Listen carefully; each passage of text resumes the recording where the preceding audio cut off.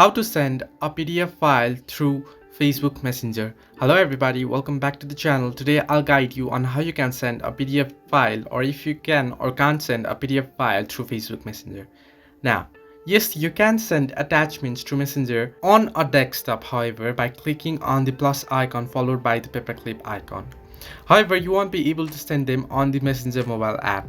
This is because the mobile app doesn't support the sending of files yet. To send files like Word or PowerPoint documents, you need to use Messenger on a desktop.